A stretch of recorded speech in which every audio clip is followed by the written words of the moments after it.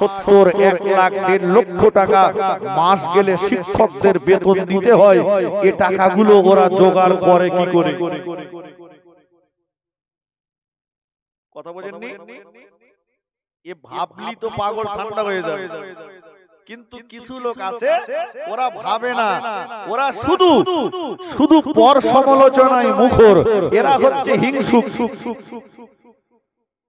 জানেন বসিরহাটের আল্লামা রুহুল আমিন রহমাতুল্লাহ আলাইহি তিনি জীবনের রক্তগুলোকে পানি করেছিলেন।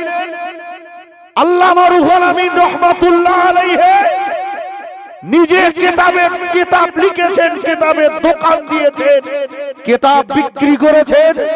আল্লামা রুহুল আমিন রহমাতুল্লাহ আলাইহি পকেটের অর্থগুলো পার করে বাঙালি মুসলমানদের জন্য মসজিদ মাদ্রাসা বানিয়েছেন।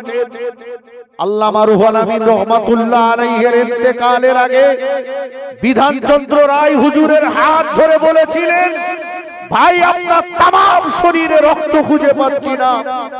যে আল্লামা রুহুল আমিন রহমাতুল্লাহ আলাইহি জাতির জন্য রক্তগুলোকে পানি করেছিলেন, এই জাতির ভিতরে এক দল ছিল যারা আল্লামা রুহুল আমিন রহমাতুল্লাহ আলাইহিকে মার্ডার করার জন্য, খুন করার জন্য যারা বসিরহাটের সোনপুকুর ধারে অপেক্ষা করছিল। কথা বুঝেছে? একদল সোনপুকুর ধারে বসে আছে, আল্লামা হুজুরকে মার্ডার করে দেবে। ইজ্জত যার আল্লাহ দেবে, আল্লাহ যাকে বাঁচাবে তাকে কেউ মারতে পারবে কি? না।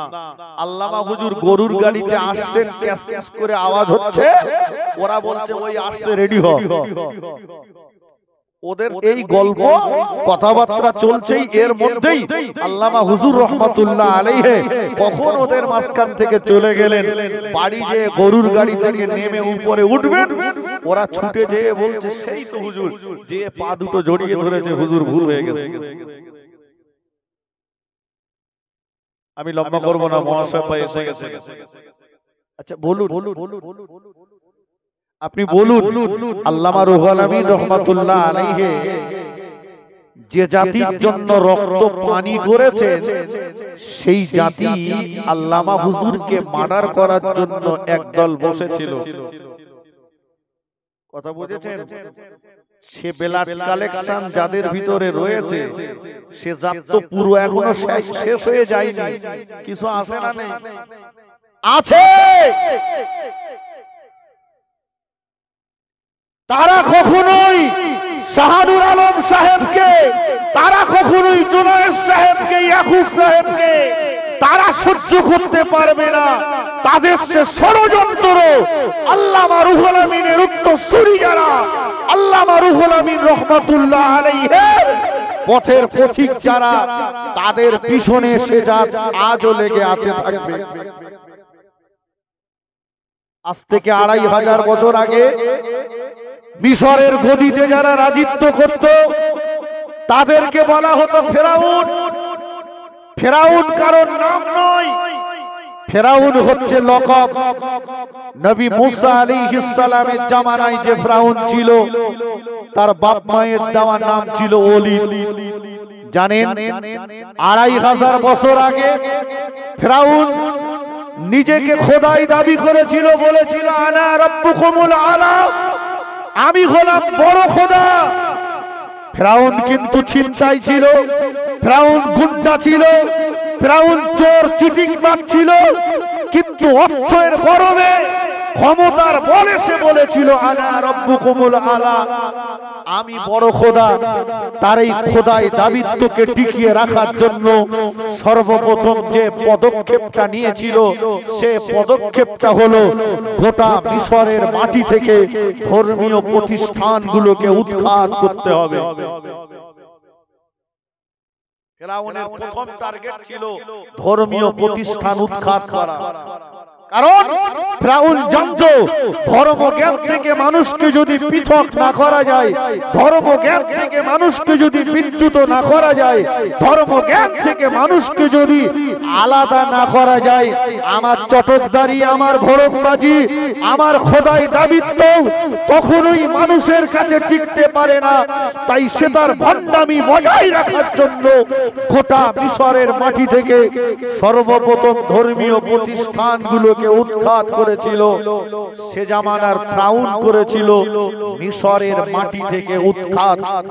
এ জামানার কিছু ফিরাউনের উত্তরসূরি আছে যারা ইমানদার মুসলমানদের কাছ থেকে, ইমানদার মুসলমানদেরকে, সাধারণ মুসলমানদেরকে ধর্মজ্ঞান থেকে পৃথক করার জন্য মসজিদ, মাদ্রাসা, ধর্মজ্ঞান যেখান থেকে বিতরণ করা হয় তার ধ্বংস করার ষড়যন্ত্র চালিয়ে যাচ্ছে। কথা সত্য না মিথ্যা বাবা? চলুন, তাহলে আমাদেরকে একটু বিচার বিবেচনা করতে হবে না? হবে না?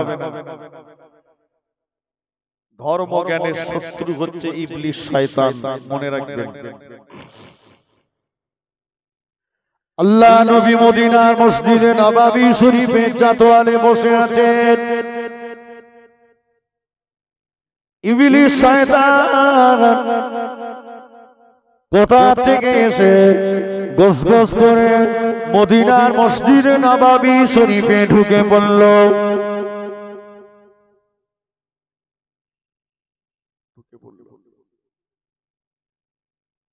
কিছুক্ষণ পরে বেরিয়ে যাচ্ছে। রাসূল বললেন, ইবলিসকে ডাকলেন, শোন, তোর তো মসজিদে যাওয়া কাজ না, তুই মসজিদে গেলি? বলছে, হুজুর এমনি যাইনি, ওই পাশ দিয়ে যাচ্ছিলাম, দেখলাম একজন নামাজ পড়ছে, আপনার একজন সাহাবা, ওর নামাজকে নষ্ট করে দেবে বলে তাই গিয়েছিলাম। করেছিস? বলে পারিনি। কেন? বলছে, যে সাহাবা নামাজ পড়ছিলেন তার পাশে আরেকজন ঘুমাচ্ছিলেন অল্প অল্প, ওই ঘুমন্ত লোকটার দিকে ভয় লেগেছে। যে লোকটা জেগে আছে, জাগ্রত সচেতন মানুষকে দেখে ভয় লাগলো না, ঘুমন্ত মানুষকে দেখে ভয় লাগলো। পরের কথা আর নয়। বাংলার বিশিষ্ট ওয়াইজিন, প্রখ্যাত আলেমে দ্বীন জনাব মুহতারাম আলহাজ হযরত মাওলানা ভাই আমানুল্লাহ সাহেব গুরুত্বপূর্ণ আলোচনা রাখেন। আজও তিনি গুরুত্বপূর্ণ কিছু কথা আপনাদেরকে শোনাবেন। তার বক্তব্য শুনতে থাকুন। আমি অধম গুনাহগারের দ্বারাই পরিচালিত হয় সুলতানপুর সিদ্দিকে আমিনিয়া খারিজি মাদ্রাসা ও ইতিমখানা, যার বাৎসরিক ইসালে সওয়াব আগামী কাল এবং পরশু ফুরফুরা শরীফ থেকে পীরজাদা সানাউল্লাহ সিদ্দিকী ভাইজান, পীরজাদা তোহা সিদ্দিকী সাহেব হুজুর কিবলা সহ আরো প্রখ্যাত উলামায়ে কেরামগণ উপস্থিত থাকবেন। যাওয়ার জন্য দাওয়াত দিলাম। দোয়া করুন আল্লাহ পাক আখারফুন আল আমিন মাদ্রাসা আল্লাহ যেন কবুল করে নেন। বলুন সকলে আল্লাহুম্মা আমিন। জোরে বলেন আল্লাহুম্মা আমিন। মোহাব্বতের সঙ্গে দরুদ শরীফ। আল্লাহুম্মা সাল্লি আলা সাইয়্যিদিনা মাওলানা